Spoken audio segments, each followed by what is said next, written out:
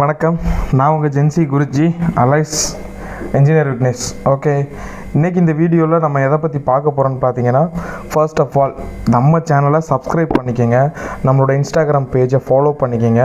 So இந்த மாதிரி content போடுறதுக்கு நமக்கு ஒரு பூஸ்டப்பாக இருக்கும். இன்றைக்கி இந்த வீடியோவில் எதை பற்றி பார்க்க போகிறோன்னா, next month okay August September மந்த்லேருந்து ஒரு ராசி பலன் எல்லா ராசிகளுக்கும் எப்படி இருக்கும் அப்படின்ற மாதிரி இது ஒரு 1 மந்த் ஸ்கெடியூல் சொல்கிறேன். ஸோ இதிலேருந்து நமக்கு தேவையான டேட்டாஸை எடுத்துக்கோங்க. ஸோ ராசி பலனுங்கிறது 100%னா உங்களுக்கு 10 to 20% தான் அப்ளிகபிளாக வரும். ஏன்னா எல்லாருக்குமே அது மாதிரி நடக்குமான்னு கேட்டிங்கன்னா மாறும். ஏன் அப்படின்னு பார்த்தீங்கன்னா, ராசி பலனுங்கிறது மேச ராசியில் ஒருத்தவங்க பிறந்திருந்தாலும் அந்த சந்திரன் எவ்வளோ வலுவாக இருந்தாருன்றதை பொறுத்து தான் அந்த பலன்கள் உங்களுக்கு தனிப்பட்ட ஜாதகத்தில் என்ன தசாபுக்திகள் நடந்துக்கிட்டு இருக்குது அப்படின்றத பொறுத்தும் மேக்ஸிமம் ஆஃப் விஷயங்கள் நடக்கும். ஓகே, இன்றைக்கி இது பார்க்க போகிறது பார்த்தீங்கன்னா, ஃபர்ஸ்ட் ஆஃப் ஆல் மேஷ ராசி சந்திரன் அங்கேயே இருக்கார்.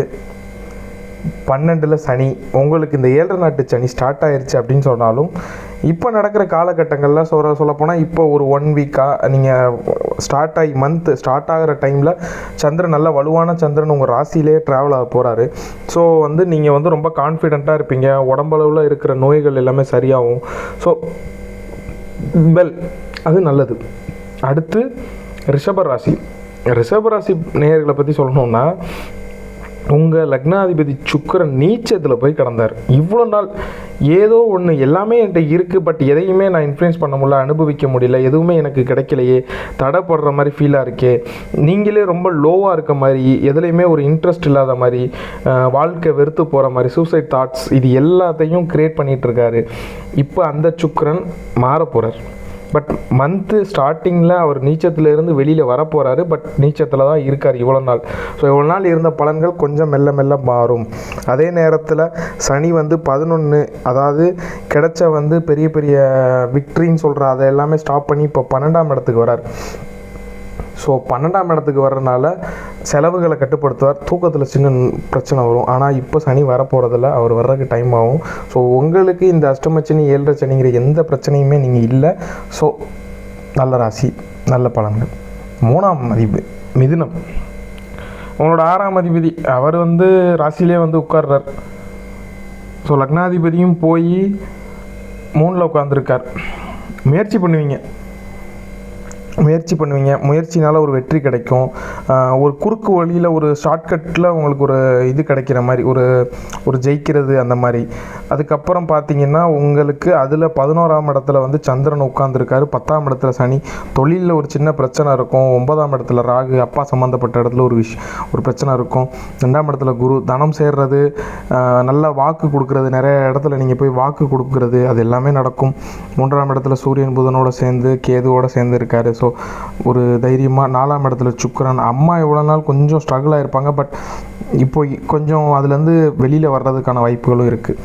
அடுத்து பார்த்தீங்கன்னா கடகராசி, இவ்வளோ நாள் இருந்த அஷ்டமச்சனிலேருந்து வெளில வந்துட்டீங்க கடகராசி நேயர்களே. இனிமேல் பார்த்தீங்கன்னா உங்களுக்கு குரு லக்னத்திலே இருக்கனால 9ஆம் அதிபதி லக்னத்தில் இருக்கார். ஸோ தேவையான பாக்கியங்கள் அதெல்லாம் கிடைக்கிற அமைப்பு. அதே மாதிரி 6ஆம் அதிபதியும் லக்னத்தில் உட்காந்துருங்க. சின்ன நீங்கள் ஷார்ட்கட்ஸை பிடிச்சி டெவலப் ஆக ட்ரை பண்ணுவீங்க. ஸோ அதில் சக்ஸஸும் ஆவீங்க.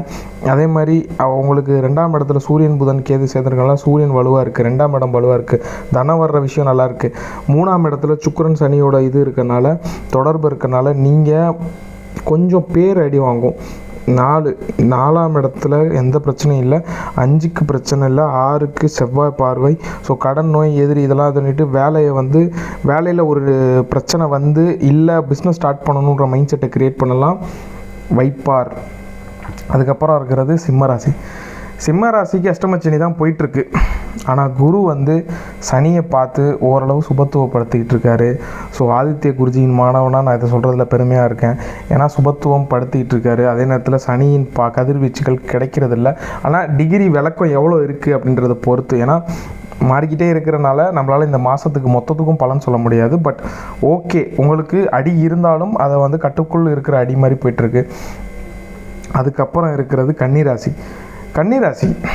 கன்னிராசிக்கு வந்து பார்த்திங்கன்னா எல்லாமே தன்னை சுற்றி எல்லாமே இருக்கும். பட் எதை யூஸ் பண்ணுறது, எதை தொடுறது, எதை இது பண்ணுறது, இவங்களே கொஞ்சம் வித்தியாசமாக யோசிக்கிறது, சமுதாயத்துக்கு தேவையில்லாத விஷயங்களை தொட்டுறது, அந்த தொட்டுட்டு இது நம்ம நல்லா இருக்குமோ நல்லா இருக்காதோ, ஏன் நம்ம சமுதாயம் வந்து இவ்வளோ கேவலமாக இருக்குது, நம்ம பண்ணுறதை ஏன் அப்ரிஷியேட் பண்ணலை இப்படின்னு சொல்லி அதை நினச்சி வருத்தப்பட்டுக்கிட்டே இருக்கிற மாதிரி டைமு.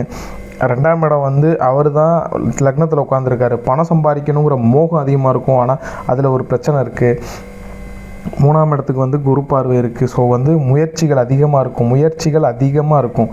ஸோ இன்ஃப்ளூயன்ஸ் பண்ணி முயற்சிகள் அதிகமாக இருக்கும்.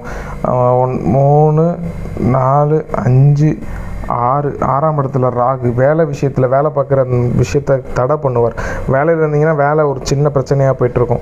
7ஆம் இடத்துல சனி ஏதோ தேவையில்லாத தொடர்புகள் எல்லாம் கொடுப்பாரு. அது மூலியமாக இது 8ஆம் இடத்துக்கு சந்திரன், 8ல் சந்திரன். ஸோ வந்து அம்மா சம்மந்தப்பட்டது, அம்மா வந்து கொஞ்சம் ஒழுங்காக நம்மக்கிட்ட இன்ட்ராக்ட் பண்ணாமல் இருக்கிறது, கொஞ்சம் சப்போர்ட்டிவாக அம்மா இல்லாத மாதிரி ஃபீல் பண்ணுறது, இது எல்லாமே 10ல் இருக்க செவ்வாய், லக்னத்தோட செவ்வாய் தொடர்பு வருது. நீங்களே கோவப்படுவீங்க இது எல்லாமே. ஸோ கன்னிராசி என்ன சொல்லுவேன்னா, இப்போ இருக்க 2 வருஷம், அடுத்து வர 2 வருஷம் கொஞ்சம் அமைதியாக இருக்கிறது தான் நல்லது. அதுக்கப்புறம் துலாம் பார்த்தீங்கன்னா, இப்போ நான் சொல்லப்போனால் நீங்கள் வந்து கரெக்டாக இந்த மந்த் ஸ்டார்ட் ஆகும்போது துலாமை வந்து சந்திரன், பௌர்ணமி பக்கத்தில் இருக்க சந்திரன் நேரடியாக பார்ப்பார். நீங்களே ரொம்ப கான்ஃபிடென்ட்டாக ஃபீல் பண்ணுவீங்க. பட் லக்னாதிபதி இவ்வளோ நாளாக வந்து நீச்சத்தில் இருந்து லக்னத்துக்கு வரப்போகிறார். ஸோ லக்னத்துக்கு வரப்போகிறாருன்றனால லக்னம் ஸ்ட்ராங் ஆகும். ஸோ நீங்கள் இந்த டைமில் பிறக்கிற குழந்தைங்க எல்லாமே அச்சீவபிள் குழந்தைங்களாக இருப்பாங்க. அதே நேரத்தில் 6ஆம் இடத்துல சனி தேவையில்லாத கடன் நோய், வம்பு, வழக்கு எதுவுமே நம்மளை சுற்றி அண்டாத நிலைமையை கொடுப்பாரு. துலாம் ரொம்ப நல்லா தான் இருக்குது. துலாம் சொல்லப்போனால் 10ல் குரு, 11ல் சூரியன், புதன், 9ல் செவ்வாய். அப்பா வந்து கொஞ்சம் கோவப்பட்டு கொஞ்சம் தேவையில்லாத வழியில் இன்ஃப்ளூயன்ஸ் பண்ணிகிட்டு இருப்பார். சொல்லப்போனால் 5ல் 1, 2, 3, 4, 5 ராகு போயிட்டுருக்க டைமு. ஸோ 5ஆம் இடத்துல ராகு இருக்கனால குழந்தை பாக்கியத்துக்கு எதிர்பார்த்துட்ருக்க துலாமுக்கெல்லாம் கொஞ்சம் தடைகள் இருக்கும். ஸோ இந்த ராகு மாறும்போது தான் கரெக்டாக இருக்கும்.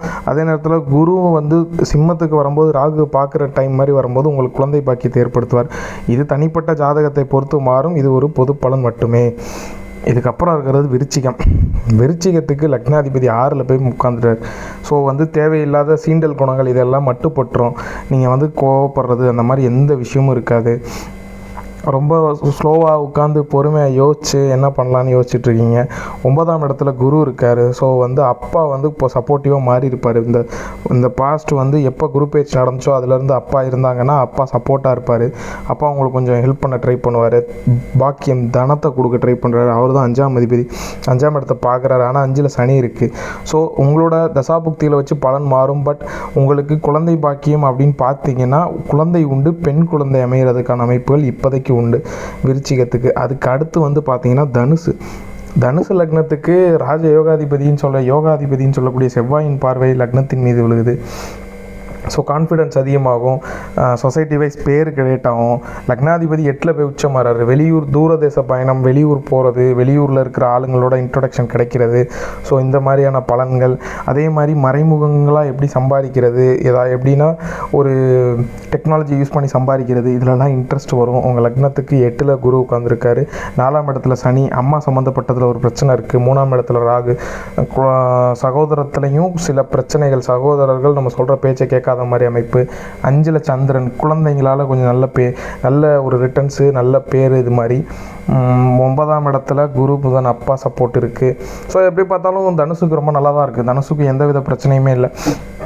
அடுத்து பார்த்தீங்கன்னா மகரத்தை குரு பார்க்குறாரு. உச்ச குரு மகர ராசியை பார்க்குறாரு. ஸோ உடல் அளவுலையும் மனதளவுலையும் கான்ஃபிடெண்ட்டாக உணர்றீங்க. லக்னாதிபதியும் குரு பார்க்குறாரு.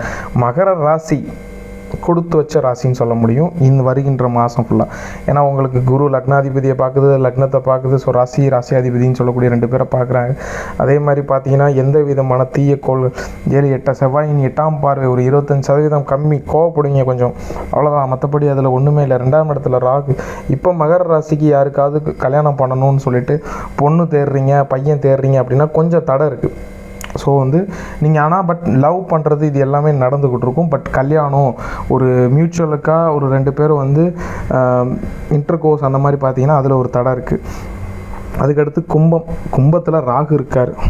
ஸோ ஆல்ரெடி அது டெட் ஸ்லோ, அதில் ராகு உட்காந்துருக்காரு. ஸ்லோவாக வேலையே பார்க்கக்கூடாது, எப்பட்றா இதுலேருந்து தப்பிக்கிறது, அந்த மாதிரி இடத்துல ராகு போய் உட்காந்துக்கிட்டு மேற்கொண்டு உங்களை வந்து சீரழிக்கிறாரு. ஸோ இது வந்து தப்பான ஒரு காம்பினேஷன். 2ஆம் இடத்துல போய் சனி உட்காந்து அதையும் கெடுக்கிறாரு. லக்னாதிபதி போய் 2ல் உட்கார்றாரு. காசு சம்பாதிக்கணுன்ற எண்ணம், காசு சம்பாதிக்கிறதுல ராகு இன்ஃப்ளூயன்ஸ்.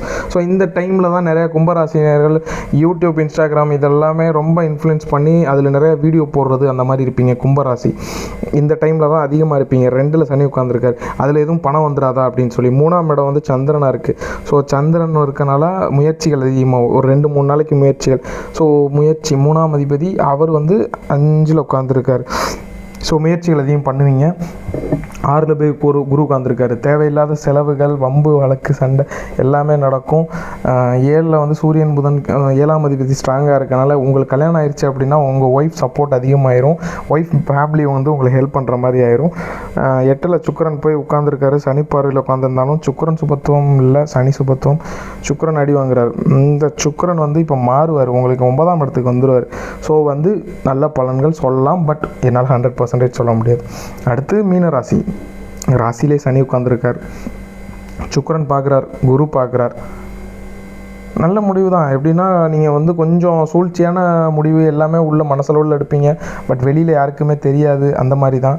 2ஆம் இடத்துல சந்திரன், அவரும் கொஞ்சம் நல்லா ட்ராவல் பண்ணி போயிடுவார். 4ல் செவ்வாய், முயற்சி இல்லாமல் இருக்கும். 4ல் செவ்வாய் இருக்குது. அம்மாவை சனி சனியின் 10ஆம் செவ்வாய் 10ஆம் பார்வையாக ஒரு இடத்துல பட்டு தோணுது. உங்கள் 10ஆம் தொழில், தயவுசெய்து தொழில் ஸ்டார்ட் பண்ணிடாதீங்க.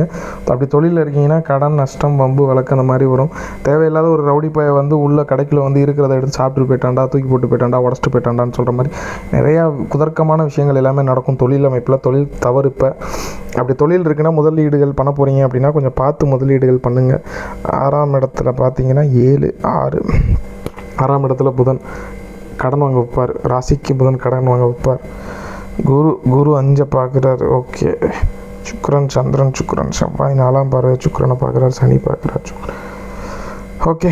காமம் கொடுத்தவங்களாலேயே உங்களுக்கு யார் இல்லை செக்ஸ் கொடுத்தாங்களோ அவங்களே உங்களுக்கு பிரச்சனையாக பண்ணுறது, இது எல்லாமே நடக்கும். ஸோ இதுக்கு இன்டெப்த்தாக போக முடியாது. ஸோ இது வந்து வெறும் ராசி பலன் மட்டுமே. ஸோ உங்களோட தனிநபர் ஜாதகம் மட்டும் பார்த்தா எல்லாமே தெரிஞ்சிடும், என்ன ஏது அப்படின்றதுக்கு. ஸோ அந்த சர்வீஸையும் நான் பார்த்து பண்ணி கொடுத்துட்ருக்கேன். So no issues. Thanks for வாட்சிங் திஸ் வீடியோ. திரும்பி சொல்கிறேன், ராசி பலனுங்கிறது 10 to 15% மட்டுமே. நீங்கள் ரொம்ப பெரிய அளவில் அதை எடச்சி யோசிக்க வேணாம். நிறைய பேர் வந்து மீன ராசிக்குனா 2 கல்யாணம் நடக்கும், கன்னி ராசிக்குனா 4 கல்யாணம் நடக்கும். அப்படி கிடையாது. ஜாதகம் தப்பான வழியில் பார்க்கப்பட்டுட்டு இருக்காங்க. நான் சொல்கிற இந்த பலன்களே ஒரு கிமிக் தான், இவ்வளோ தான் இதில் பார்க்க முடியும். இது வந்து பிளானட்டோட பொசிஷன். பட் டிகிரிஸ் வைஸ் எந்தெந்த பிளானட் எங்கே இருக்குது, உங்களுக்கு எப்படி அது பிஹேவ் பண்ண போகுது, கோல்சாரம் வச்சு பார்க்கணுன்னா தனிநபர் ஜாதகத்தால் மட்டும்தான் பார்க்க முடியும்.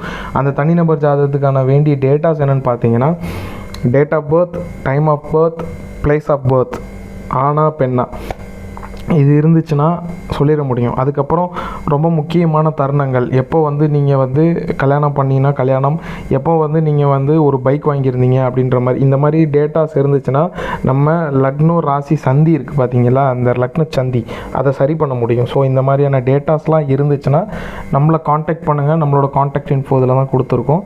So like, share, subscribe. திரும்பி சொல்கிறேன், like, share, subscribe. Thanks for வாட்சிங் திஸ் வீடியோ. நான் உங்கள் ஜென்சி குருஜி.